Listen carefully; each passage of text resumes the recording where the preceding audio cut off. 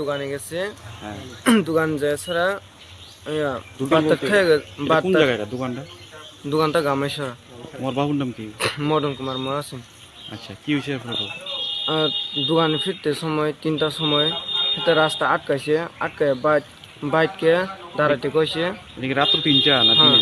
3টা। রাত্র? হুম। আচ্ছা আচ্ছা। তবে দাঁড়াতে কইছে, তো পিছনে দিয়া ছেনি দেয় কুপাইছে বাবাকে মাথা। কেডা কুপাইছে যে এর নাম কি? তোমার সঙ্গে সূর্য মানে ত্রিপুরা। সূর্যমণি ত্রিপুরা? আগে এসপি ছিল। এসপি আসলো? এমন কি ঘটনা ঘটছে যে তোমার বাবুরে কুবাইলো মারলো? সারে দে আমি জানি না। পূর্ব কোনো শত্রুতা আমি আসলো নি? আগে শত্রুতা নাই। আচ্ছা, তুই মনে করো মানে শত্রুতা তো নাই, ঠিক আছে না, নেশাগ্রস্ত অবস্থা আসলো? আগে কিছু শত্রু নাই স্যার। কি করে তোমার বাবু? বাবা কিছু করে না, এমনি কৃষি করে আর কি। তোমার নাম? নবদ্বীপ মহাসিন।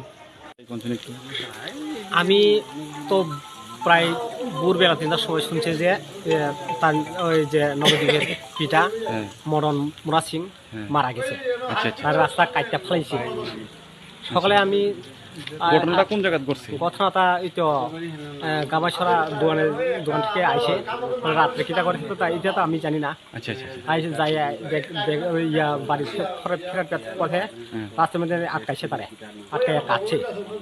দুইজন আর তাই লগে আরেকজন আসলো, কৃষ্ণ মালিক ইয়া ত্রিপুরা বাইক স্পিড যায়।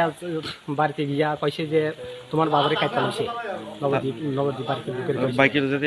বাইকওয়ালা, সেটা বাড়ি গিয়েছে গা, তোমার বাবারে কাটতে তারও বলে দৌড়ানি দিছে, সেটাও বাইক পালাইছে। এখন আসামি পাওয়া গেছিনি? আসামি তো এখন পর্যন্ত তো পাওয়া গেছে না। পলাতক? হ্যাঁ, পলাতক আসামি। এটা কি এমন হয়েছে নি যে মদের আসর বা মদ টটকা ইয়ে তুই? এটা তো হইতে পারে স্যার। ঠিক আছে।